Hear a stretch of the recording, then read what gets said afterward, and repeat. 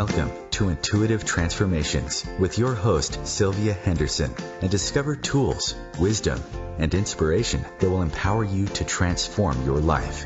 Sylvia is an intuitive life coach and energy healer with a growing practice that is focused on empowering others to be more of who they want to be.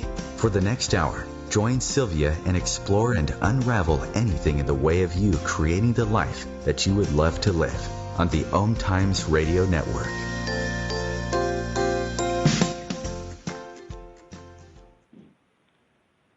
Well, hello and welcome to the Intuitive Transformations radio show, where you will find tools that you can use to change and transform your life every Sunday evening right here on the OMTimes radio network, the voice of consciousness at OMTimes.com. And did you know that you can also find podcasts of previous Intuitive Transformations radio shows on iHeartRadio, iTunes, YouTube, SoundCloud, Podbean, and of course, right here at OMTimes.com in the radio archives section. I'm Sylvia Henderson, your host, and I am an intuitive and an energy healer located in Kirkland, Washington in the Pacific Northwest. What I do is unique and is the result of a culmination of almost 20 years of experience in the mind-body connection field. My work focuses on restoring the connection between you and your soul's inner light, gifting you with the self-awareness that you've been searching for, and greater clarity on how to best create a life that you truly enjoy living. To learn more about me and the work that I do, please be sure to visit my website at intuitivetransformations.net. That's transformations with an S, .net, right after the show. And while you're there, send me an email or sign up for my newsletter because I would really love to keep in touch with you. For those of you listening to this show in the United States, I hope that you are enjoying your long 3-day Labor Day weekend as we transition from summer into fall. This is really a fantastic time to clear out the clutter from your closets, from your garage, your home, and even from your personal life. Releasing anything that is no longer serving you is an incredibly empowering thing for you to do for yourself. And just so you know, in numerology, the month of September is a 9. Obviously, it's the 9th month of the year. And 9 is a very humanitarian number. And 9s also represent closures, completions, and endings. So with 2016, when you add those numbers together, being a 9, September 9th is a very auspicious time for grand and significant closures to occur for you. So because we have this 999 energetic movement on that day, it's a great time to purge.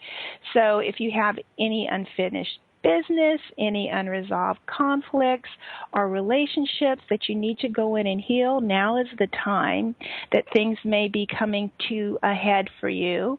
And if your life path is a 9 like myself, then you've probably noticed a lot of old energies coming up and releasing from your past. The 9 energy can feel like a clean sweep, just kind of moving through your life and even through your levels of consciousness in terms of old emotional clutter, so to speak. And so it's a great way and a great time to have that old energy just kind of escorted out the door because it's no longer needed or necessary. And this makes room for wonderful, brand new, fresh energy to just kind of flood into your life in really very wonderful, harmonious, and synchronistic ways. So if you've gotten a sudden inclination to purge and clean out your storage spaces, I encourage you to go with it this month so that something much, much better can show up in your life in its place. I've noticed that it's a whole lot easier for me when I make the decision myself to purge versus allowing the universe to do it for me. And those of you who tend to procrastinate on that, you know what I mean. I like to think that even when the universe is doing it without my conscious awareness and purging those things out of my life, and even people and circumstances, it really is a very good thing. Out with the old and in with the new is an old adage for a reason, because it opens up space for something really more vibrant to come into your life in its place. So here's what I want you to focus on if this is happening in your life. There is a universal law that whatever you focus upon expands in your consciousness and also in your reality.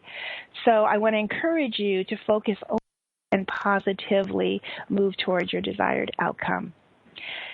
So today we are going to talk all about parenting. And I know that many of you listening are parents. I'm a parent myself. I've been a parent for a long, long time. My oldest child is 38, but then as many of you know who listen to my show, I also have two sons with autism. And to me, they never really grow up. They'll always be my little ones in many, many diverse ways. So one of the many issues that gets addressed also in my client sessions have to do with unresolved childhood issues. Inner child work is really a tremendous tool that provides healing on a very deep level, regardless of what your age is today. I've actually witnessed clients in their late 80s burst into tears over an experience that occurred in life as early as 2 or 3 years old. And it's really incredible how our early life experiences of not feeling heard, understood, or seen as a child can limit our adult life experiences and also occlude a positive self-esteem. So it's a big responsibility to parent, and I can't think of any of the parents that I know that don't take that responsibility very, very seriously.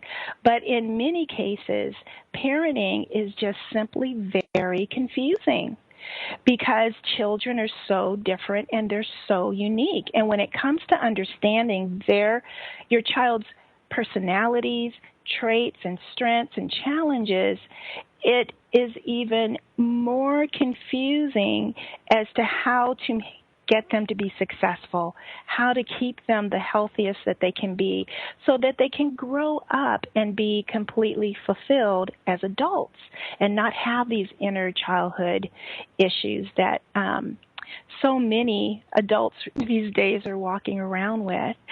So if parents only had a better way to understand the uniqueness of each of their children, then it would certainly make parenting a whole lot easier.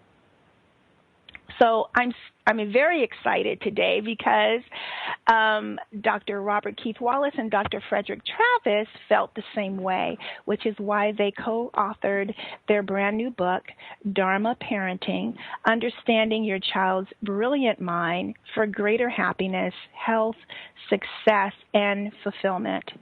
And the information that is provided in their book, Dharma Parenting, combines the time-tested ancient wisdom found in Ayurvedic medicine with the latest scientific understandings of how the brain is shaped by natural maturation. And so today we are very lucky to have Dr. Travis with us. And before I bring him on, I want to tell you a little bit more about him so that I can properly introduce him to you.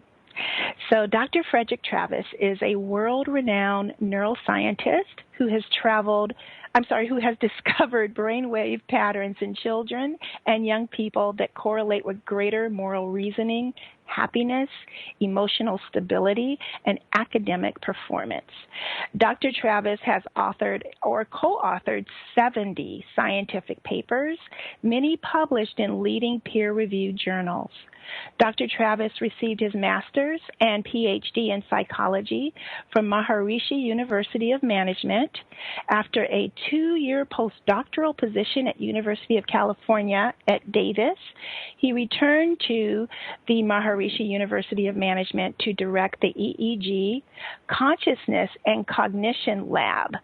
Wow, that sounds like my type of university. Dr. Travis, welcome to the show. Thank you, Sylvia. It's great to be on it. Well, I'm very excited. I'm really, as I'm reading your bio, I'm like, I cannot believe they have a lab that's dedicated to consciousness and cognition. That's phenomenal. That's awesome. It all rests on the fact that every experience we have is associated with a specific style of functioning of the brain. So you can understand development of inner experience by looking at development of outer brain patterns. And I say that not to suggest that you can collapse the dignity of the beauty that you experience in the awe of a sunset or a sunrise to electrochemical activity in the brain. But it's more like the brain is a radio receiver which is tuning in to what's in consciousness, and by tuning it in, it lets it be expressed in time and space. And that's why the idea of brain-body type... my language. And that's why the idea of brain-body type is so important to understand the nature of your child. Well, I am super excited to dig right into this. I know we're going to be going into a break very soon, but when we return from the break, I want to start off with the very first sentence you have at the introduction of your book, where you say that Dharma Parenting is a unique approach to raising happy and successful children. Because when we return, I want you to talk about what makes Dharma Parenting approach so unique. We'll be back in just a moment, everyone. Please stay tuned. We'll return right after the break. Thank you.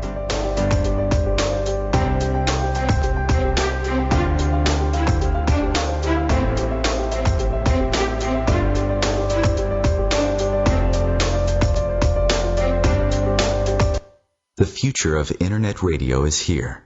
OMTimes Radio. IOM FM. There is no death, only a change of worlds. Chief Seattle. Deborah Livingston is an award-winning intuitive psychic medium whose international services include mediumship, spiritual assessment, animal communication, and spiritual mentoring. She is a published author and a trained shaman. Deborah provides evidential messages from spirit and departed loved ones. Learn more at deblivemedium.com. That's DEBLIV medium.com.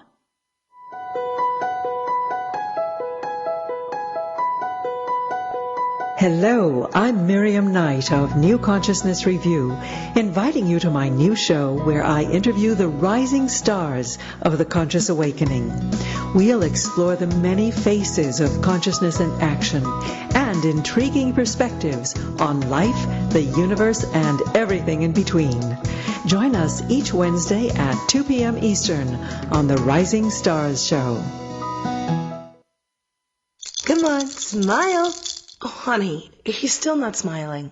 Maybe he's not a smiler. Yeah, maybe he's just not a happy baby. Maybe he's just being a boy.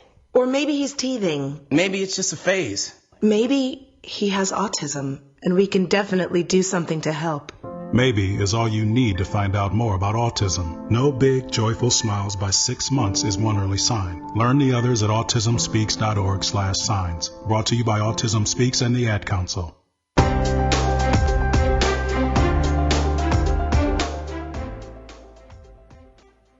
Welcome back, and thank you for listening to Intuitive Transformations. This is Sylvia Henderson, and I have with me my guest, Dr. Frederick Travis, and we're talking about his brand new book, Dharma Parenting, Understand Your Child's Brilliant Brain for Greater Happiness, Health, Success, and Fulfillment, which he co-authored with Dr. Robert Keith Wallace. So, Dr. Travis, before we went to the break, I mentioned that at the very introduction, the very first sentence in the introduction of your book, you talk about the fact that Dharma Parenting is a unique approach. So there's tons of parenting books out there. There have been parenting books since, I remember with my younger daughter, Dr. Spock was out way ahead of when she was born even. So what is it about your book, Dharma Parenting, that makes your approach to parenting so unique? It's a great question, Sylvia. There's actually two things. First, there's a recognition that children are people too. They're not organisms that we're controlling, that we're deciding their destiny, but rather they're an individual, their own nature. And the second part is we use the ancient knowledge of Maharishi Ayurveda to actually determine what is their nature. It's called their dosha. And their dosha, there's three main doshas. One of them is Vata, and Vata is known for movement. And if your child has this nature, their mind moves quickly, they're very creative, they're usually very thin. Physically, they're moving quickly, they're changing their mind a lot. The second type is called Pitta, and the nature of Pitta is fire. It's like the summer sun. It's very intense. So the Pitta nature has a very strong focus. In their relationships, they're very focused. They're usually the leaders. And then the other type is called Kapha, and the Kapha nature is that of stability and sturdiness. They're usually very good-humored. They're slow to get anger. They're very dependable. And these are people's natural natures that they're born with. And so, especially when you have more than 2 children, you may wonder, how is this possible from the same gene pool, completely different personalities? Well, just the nature of how people come into the world. By looking at their brain body type, you get to understand why they're different and how you can support them and put them together. And the second part about body type is its brain body type, because what's happening is the child is born with their brain pretty much unconnected. When you looked at your boys when they were born and they looked up at you, Sylvia, they didn't see you. They didn't see a head and a neck and a shoulders. What they saw, it's almost like fireworks, disconnected lights coming in, visual images coming in, disconnected sounds. Everything was completely overwhelming. And what happens over time is as the sensory information comes in, the connections begin to be made. And so suddenly they can put together different bursts of visual information, and they put together a head. In the first 3 years of life, children have 24 million new connections every minute in their brain.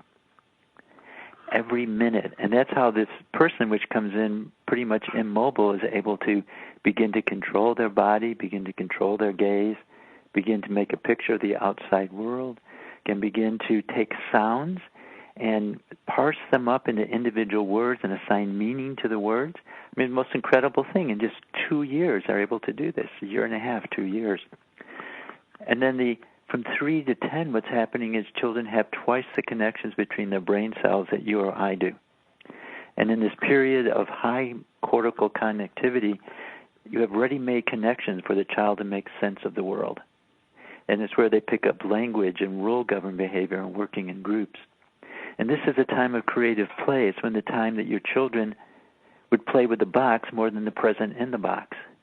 Because what they're able to do between 3 and 10, and when they're gaining language, is they can give the box a new identity by giving it a new name. Now it's a truck. Now it's a dragon. Now it's a hamburger.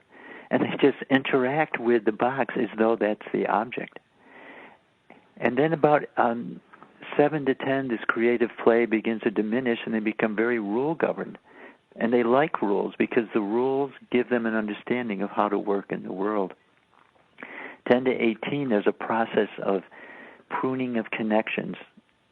And it's like pruning your bush in your garden. When you take off the branches, it leaves physical space, and the nutriments can go to what's left, and the bush just flourishes. And that's what's happening to the child's brain.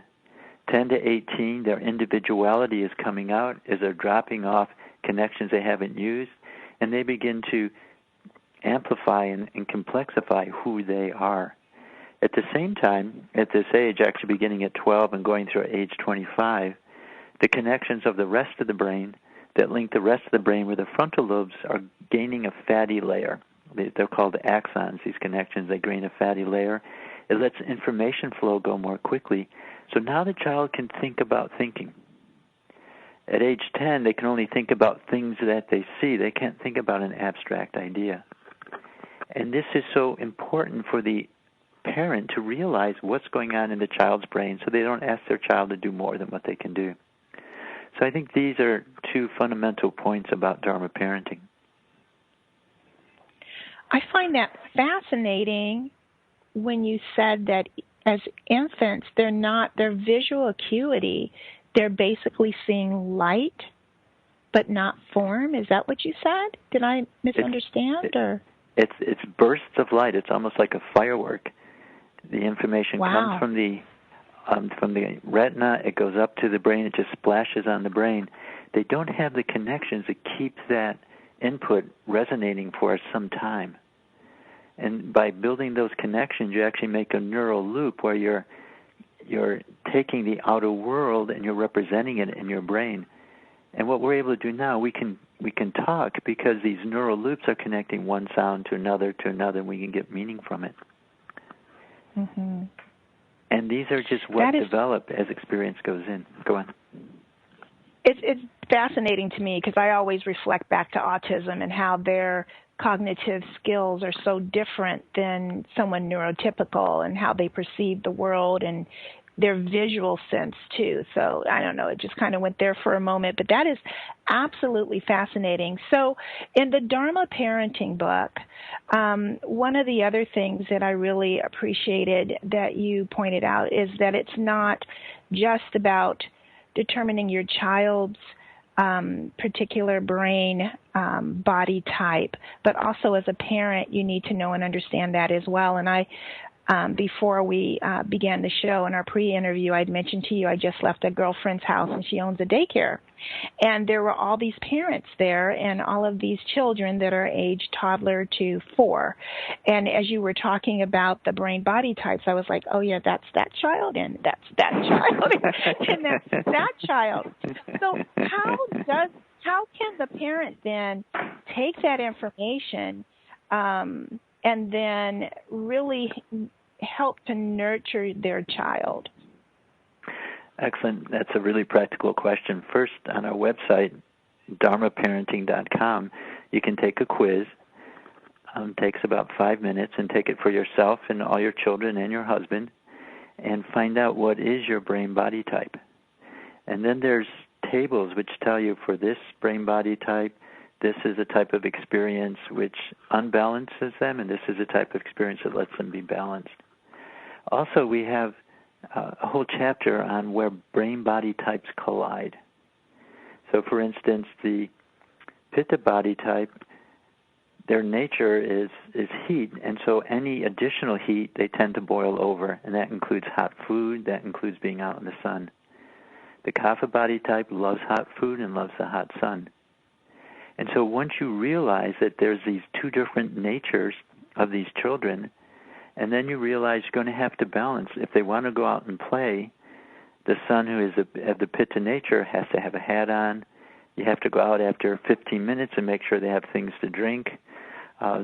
Your child who's a Kapha nature, they're fine out there.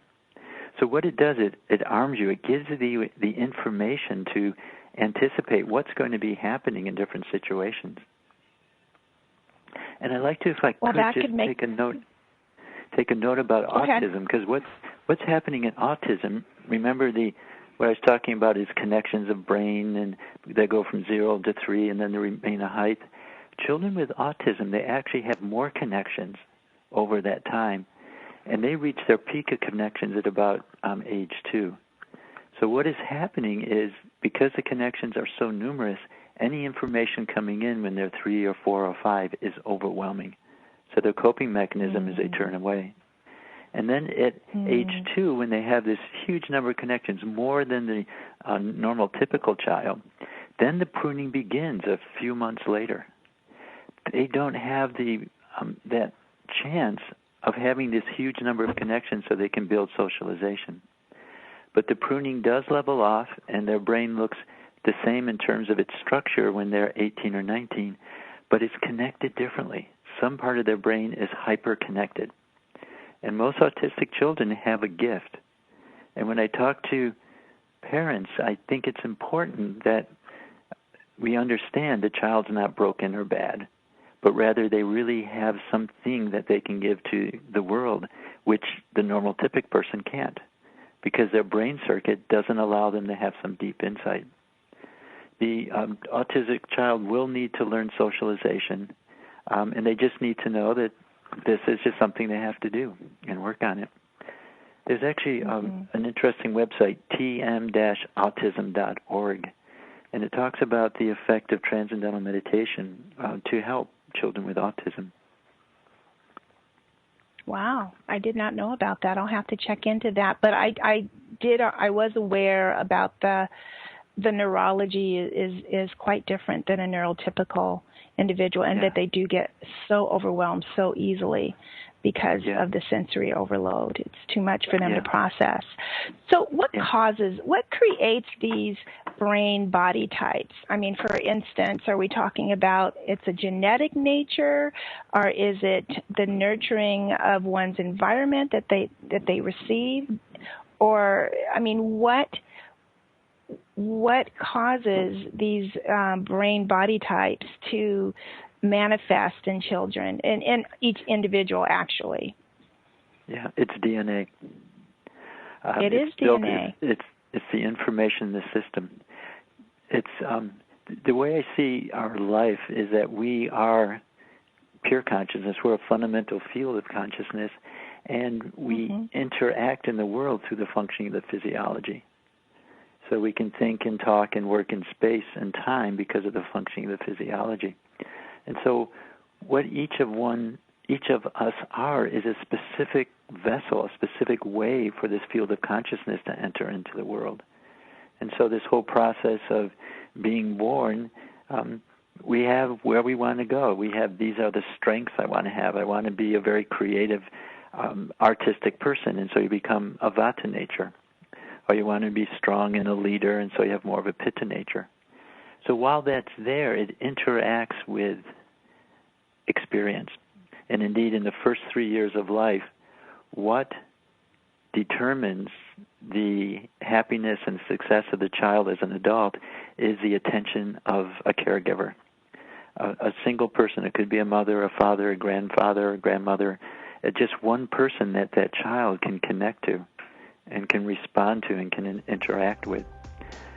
And that brings out the most in the child. Well, everyone, please stay tuned. We're going to another break. When we return, we'll have more conversation with Dr. Frederick Travis. We'll be back in just a few moments.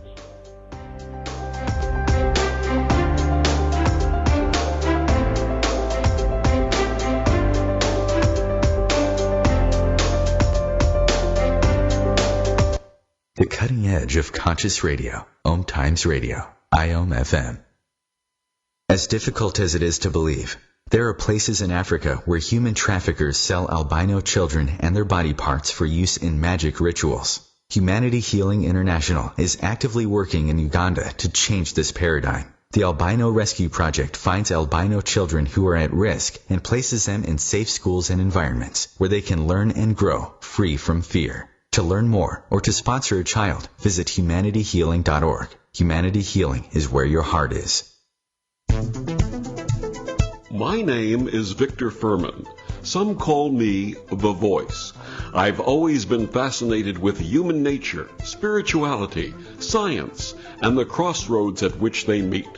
Join me Wednesdays at 8 p.m. Eastern on OMTimes Radio, and we'll explore these topics and so much more on Destination Unlimited.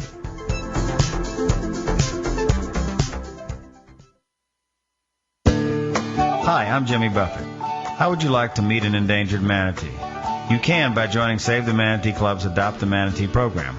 You can't take them home, but you can get to know your new manatee friend through the photo, biography, and information the club sends to you. And you can read updates on your manatee in the club newsletter. More importantly, your contribution goes to programs that are working to save manatees from extinction. It's easy to help. Call 1-800-432-JOIN.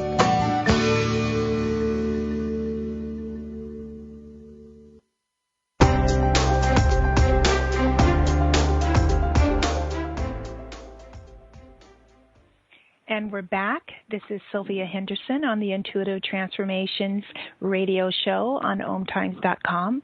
And I have with me here Dr. Frederick Travis. And again, we're talking about his book, Dharma Parenting. So, Dr. Travis, would you mind sharing and discussing the 6 parenting tools that you outline in your book, which I love how you use the word Dharma as the foundation of the acronym here so that people could easily remember these 6 parenting tools. Yes, Sylvia. So these are the practical tools of Dharma parenting. Again, you start with realizing your child is a person who's growing. And the 6 tools begin with the follow the letters of Dharma. So D is discover your child's brain-body tendencies, discover their nature. And again, we have a quiz on Dharma Parenting where you can do that. And then the second tool, H, is heal yourself. It's so critical for the mother to be rested and to feel fulfilled and happy and not completely run down, or they need to be rested, because the child is learning from the behavior of their mother. They can't learn from words for the first 3 years of life. Even the first 5 years of life, they actually copy what their mother is doing. So when you're rested, when you can deal with adversity and challenge and the child constantly changing, because as they're growing, they're going to change how they interact with the world. They're actually copying how you're doing it. So heal thyself is important. And this is where we recommend meditation practice. Both Keith and I have been practicing Transcendental meditation. Our wives practiced Transcendental meditation when my wife did when she raised our 3 children, when we raised our children. You need to look into meditation. You need to look in something where you're exploring yourself, going deeper into yourself. Transcendental meditation is a technique of transcending. It's like taking a 20-minute vacation, settling down, transcending the thoughts and the categories and the problems and the issues, and you just experience that silence, that deep wholeness which is within, and then you come out and you bring that with you. So that's the second tool. The third tool is attention and appreciation, and we feel this is what is the 24/7 role of a parent, attention and appreciation. Watch your child. You know their brain-body nature. You know approximately how they react with the world. You know approximately what's happening in their brain. But be attentive, because they're growing, they're changing, and by appreciating it, one of your ads said it, what you put your attention on grows stronger in your awareness. And you put your attention on what they've done, and it goes stronger as well. And this is attention and appreciation. We don't want critical, judgmental, egocentric attention. It's really unconditional regard. Wow, look what you've done. And what that does is it helps the child to grow, to become the person they are. R in Dharma stands for routines. Routines are so important, especially when you have 2 or 3 or more children, because the routines help you regulate family life, and it lets the child know what's expected. What's expected to go to bed? What's expected at dinner time? What's expected at bath time? What's expected when you go shopping? And when you have routines and you can set up those routines, it's very freeing for the child. And one routine that we highly recommend are family meetings. And this is important because this is beginning to model for the child, how do you think about things? Where you think about them before they actually happen. And you think about how you might respond, and you think about consequences and rules, and you think about routines, and you let them actually participate in what you're doing. When we go on vacations, we would have our children decide where they wanted to go, and we would go from playground to playground. But they got to choose, and then they were happy to go to museums and stuff like that we wanted. Then M in Dharma. M is manage meltdowns. Meltdowns happen. And we give you 6 C's. The first C is comfort your child. Your child needs to know that even though they're completely losing it and they realize that they're losing it and they're doing something which is displeasing you, and so their sense of self is being threatened, and you need to comfort them and let them know it's okay. This comforting has a second value in that it changes their brain state. Because when a child's having a meltdown, it's a fight or flight response. The thinking centers of the brain are offline, and it's just the amygdala fire alarm going off. Everything is wrong. Help me. They can't hear you. They can't, well, yes, they hear the words, but they don't actually go in. They can't think about verbal words that you're saying and meaning that you're saying and find semantics. You need to comfort them. Once they can come down, you change their brain state, and they look at you, and they can begin to talk with you, and then you can begin to talk about choices and how else they handle the state. And then the last A in Dharma is anticipate and adapt. First, anticipate. Now you have an understanding of your child's nature and your children's nature and how they might be interacting. And so you can set up situations to try to avoid any dangers before they happen. But things happen, and it may come up, and they're not even talked about in the book, and that's where we have ADAPT. We completely empower parents to do what you think is best at the moment, because you know your child best. And now you know the Dharma Parenting tools, and you have this understanding that they're a person who is growing. And you know intuitively, what does my child need right now? So those are the 6 tools of Dharma Parenting. That is just beautiful. I mean, that really is absolutely a description of just being mindful as you parent your children, but also with that understanding of what their general constitution is as well. So can I ask you this, going back to number 2, the heal yourself, and you said that the child is constantly watching the mother, and it's so important that the mother is well rested, which I'm sure, I don't know how many young moms you've seen lately, but most of them look exhausted and fried and frazzled and overwhelmed, and they don't even know what to do because all of a sudden their work has multiplied and their sleep has diminished significantly. So my question is, why the mother and not the father? It's the way that the bonding relationship happens. The child is influenced 80% by the mother, 20% by the father, because the father comes and goes.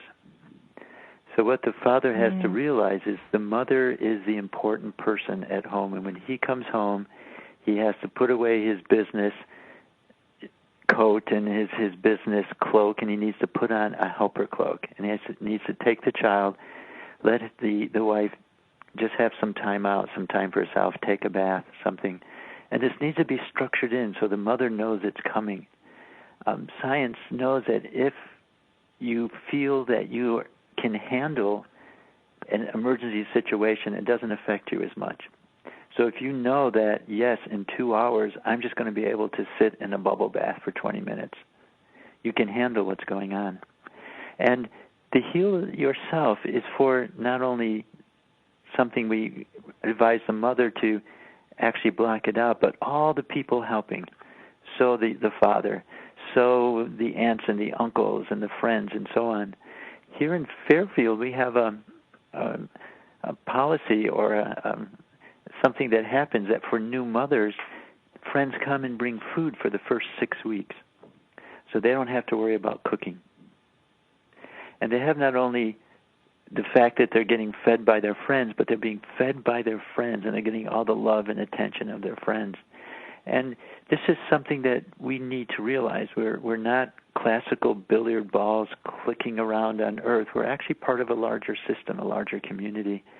And when you hear of someone who's expecting, reach out to them, let them know that if they need anything, that they can call you, because it's the community that raises a child, and the community is supporting the parents to allow them to be the best parents possible.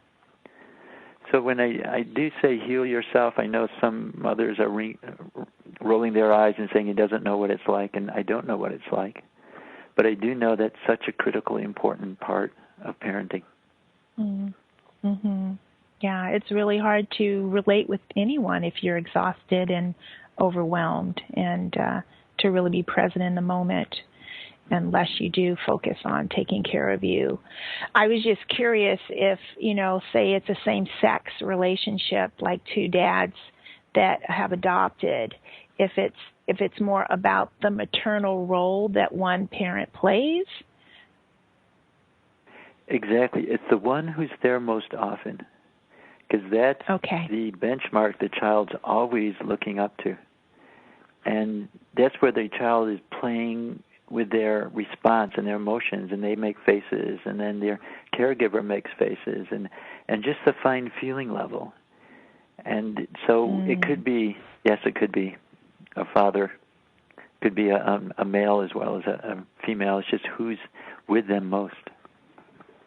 Yeah, and then we're also living in an age where both parents end up working quite often, and so then that surrogate mother figure might be a couple of daycare workers, actually. Is that, you think, kind of confusing for a child, or? Well, I don't want to be judgmental here. What's unfortunate is that the workplace does not respect what is happening when a mother has a child. In Sweden, the mother gets to take 1 year, 2 years off with pay to be with their child. And it pays off. Because what's happening those first 2-3 years of life is the child's response to stress is being cultured. Their child's, how they see the world, is it a place to explore or is it something which is dangerous? It's so very important. And so to whatever degree either the mother or the father can be there full time, it's so, so important. Yeah, I agree. I mean, and I love how you really highlighted more than once during this interview that children are people. You know, they're not, there's something in our culture somehow where historically we've looked at children as not people until they become 21. Yeah, right. But they are.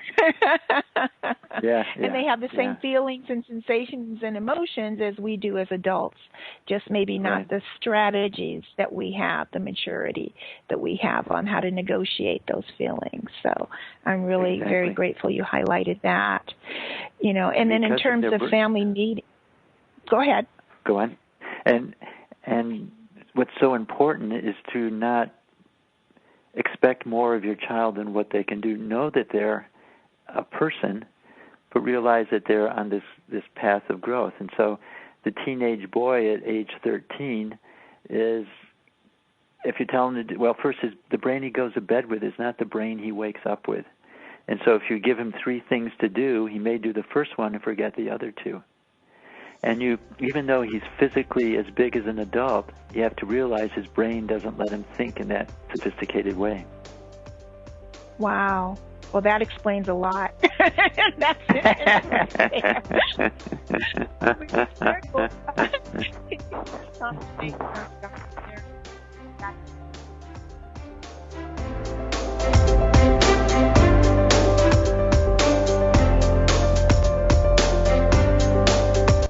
Bringing a more conscious lifestyle to your world.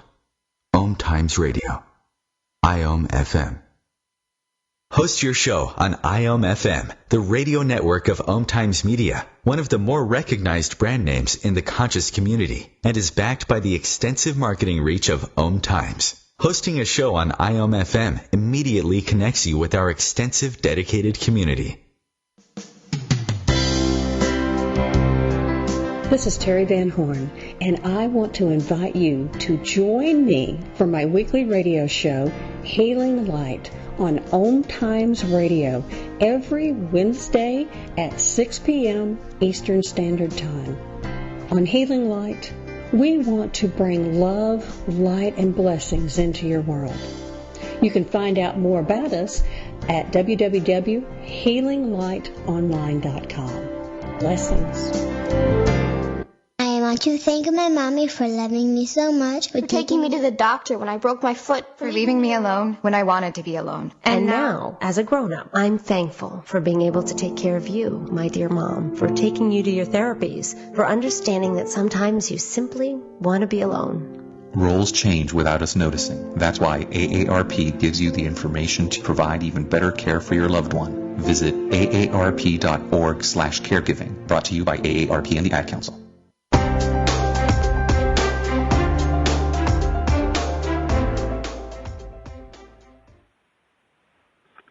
This is Sylvia Henderson on the Intuitive Transformations radio show, and we are back from the break with Dr.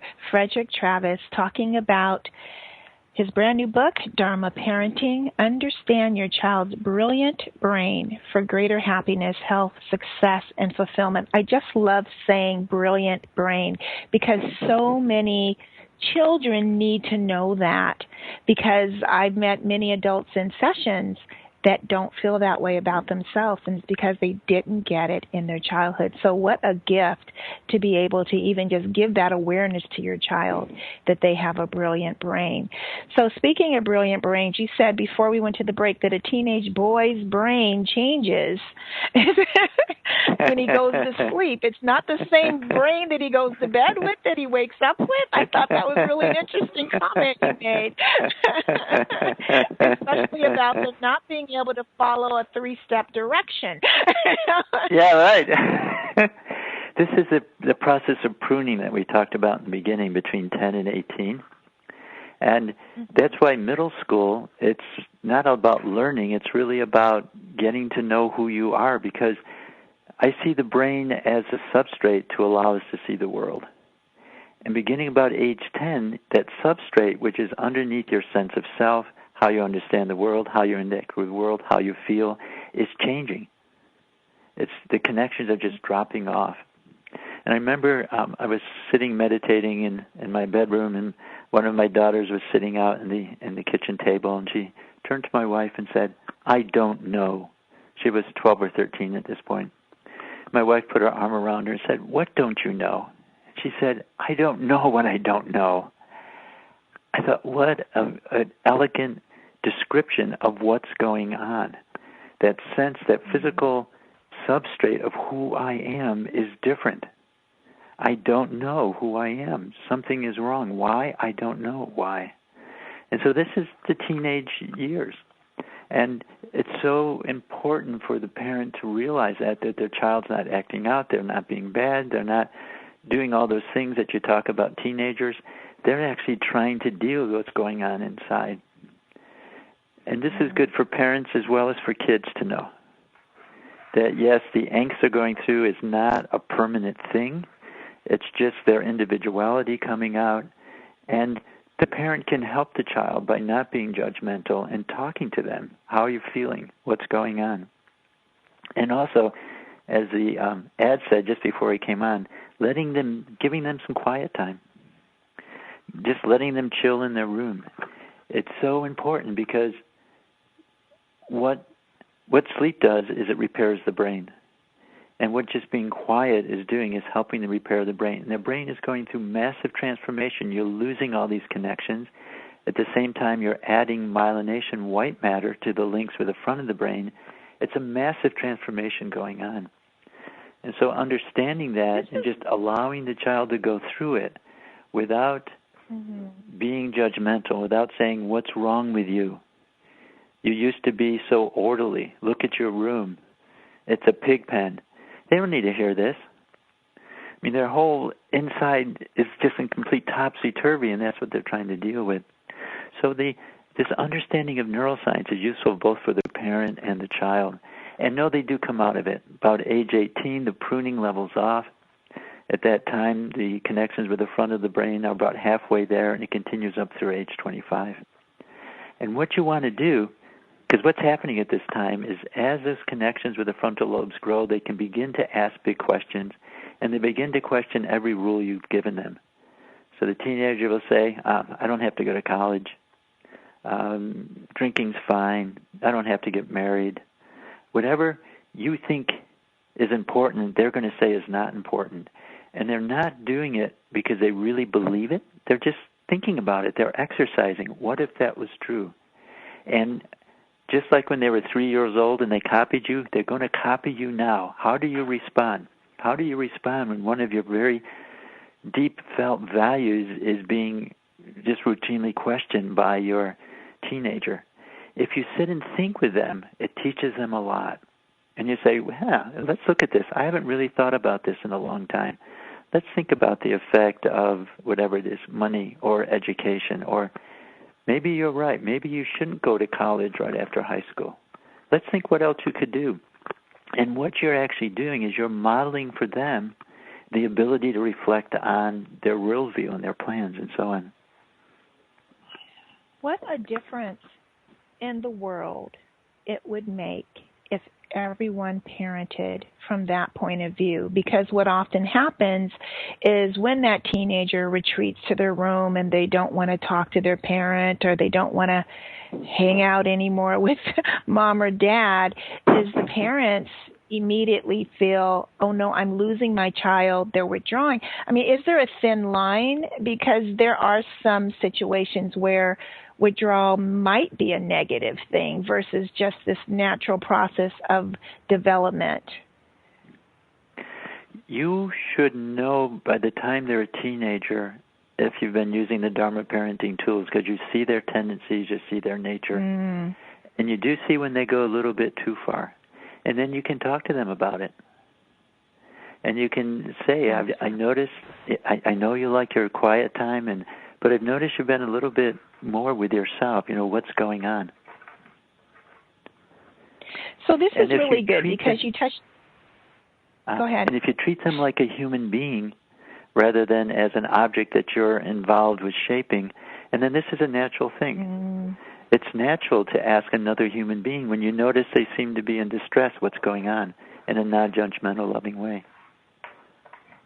That makes all the difference in the world. And you raised another point.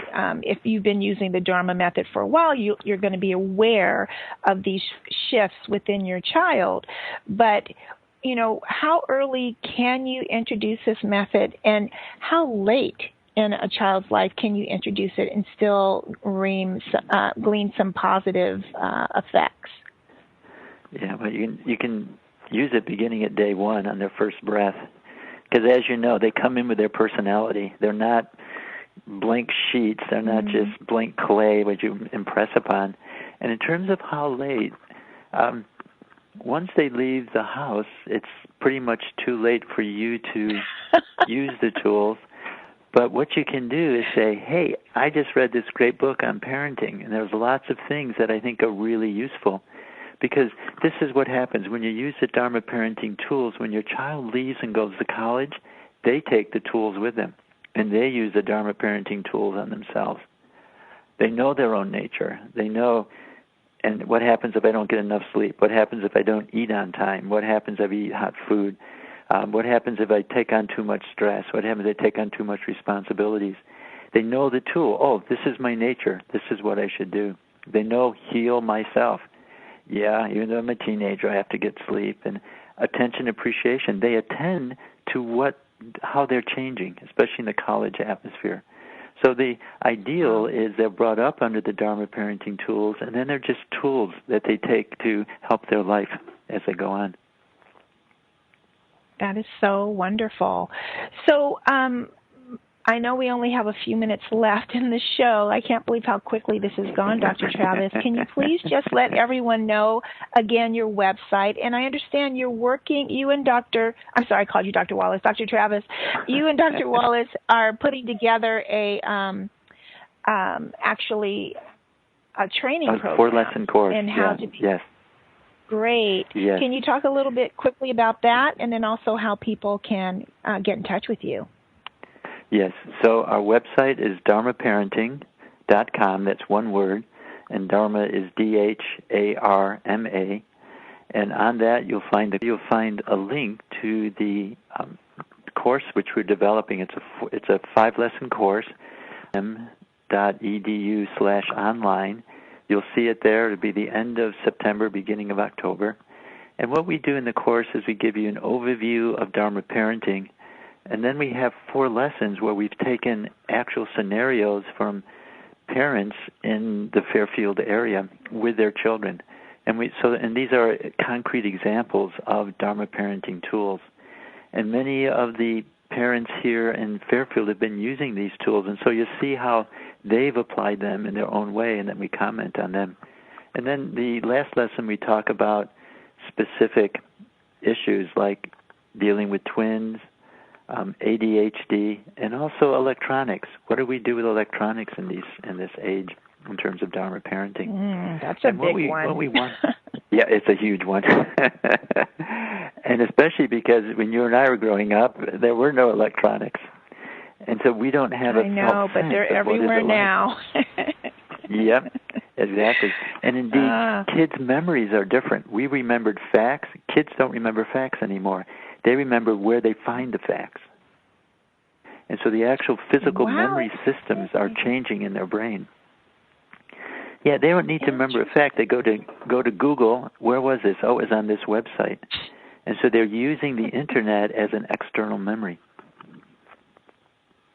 That is fascinating. And it's interesting that it's changing the biochemistry of the brain and how this next generation is being programmed to think. Wow, that is so amazing. Well, Dr. Travis, I know we only have like about a minute or so left. You are amazing. Your wealth of information has been just phenomenal, and I'm very excited about your book because, and what you've shared and what I've read, this is a beautiful way to raise beautiful individuals that feel whole and complete and feel worthy and valued and loved. And so it just doesn't get much better than that. So thank you so very much for joining us today. My pleasure to be on your show, Sylvia. Thank you for your questions, and happy to answer any issues that come up from your listeners.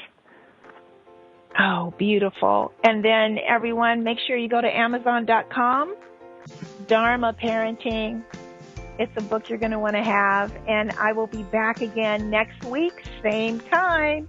And if you know any parents, make sure you send them the podcast of this show.